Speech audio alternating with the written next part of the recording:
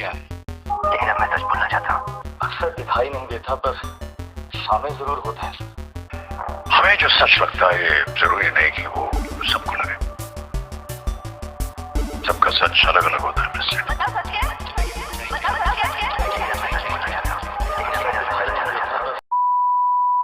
स्वर्ग तो हमने देखा नहीं, नर्क तो रोज देखा करते हैं।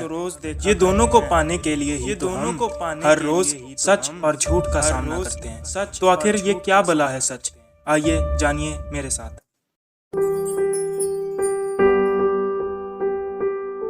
सच विश्वास का मकसद है और झूठ एक अपराध। इस दुनिया को चलाने के लिए सच की बहुत जरूरत है। तो आखिर सच की हमारे लिए इतनी इम्पोर्टेंस कैसे है?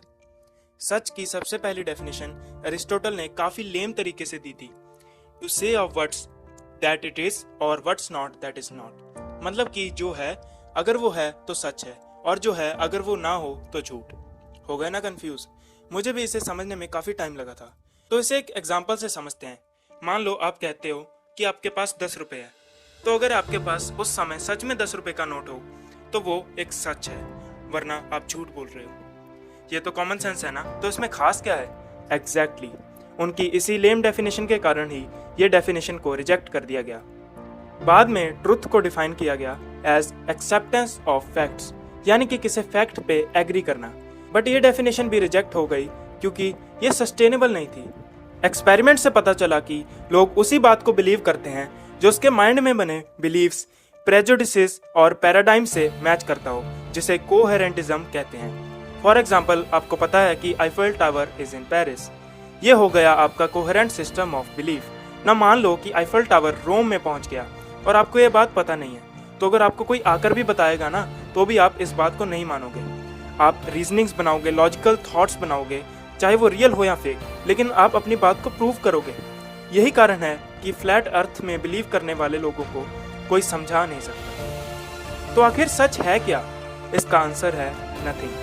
जी हाँ, इस वर्ल्ड में प्योर ट्रूथ एंड प्योर लाई जैसा कोई चीज एग्जिस्ट नहीं करती। सच बस एक ऐसा झूठ है जिसे हर कोई मानता है। जेम्स क्लर्क मैक्सवेल, एक बहुत ही बड़े साइंटिस्ट, ने एक बार एक बात कही थी, there is no such law that is true forever, and if it is true in the present then it is not certain it will remain true in the future also.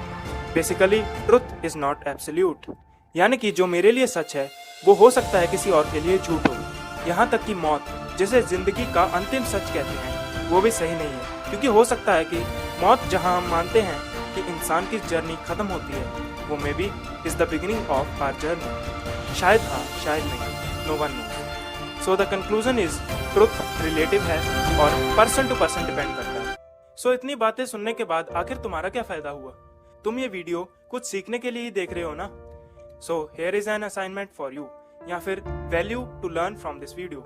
I want कि तुम अपनी life में observe करो हर एक बात को जो तुम्हें लगता है किसी के लिए सच हो सकती है और किसी के लिए झूठ। सोचो कि आखिर दूसरा आदमी तुमसे अलग सोच क्यों रखता है, और अगर उसके पॉइंट्स वैलिड लगे ना, तो उसे लाइफ में इंप्लीमेंट करो, रिजेक्ट मत करो। किसी भी सच को ऐसे ही ना मान लो। हमेशा याद रखो, ट्रुथ इज रिलेटिव। अगर आइंस्टाइन भी ये मान लेते कि जो न्यूटन ने लॉज दिए वो एब्सोल्यूट ट्रुथ है, तो आज हमें रिलेटिविटी के बारे में कुछ भी पता नहीं चलता। ना तो ह्यूमंस इवॉल्व होते और ना ही कुछ डेवलपमेंट होता। तो अगर तुम्हें कोई सच झूठ लग रहा है तो उसे एनालाइज करो, तभी तुम सीखोगे।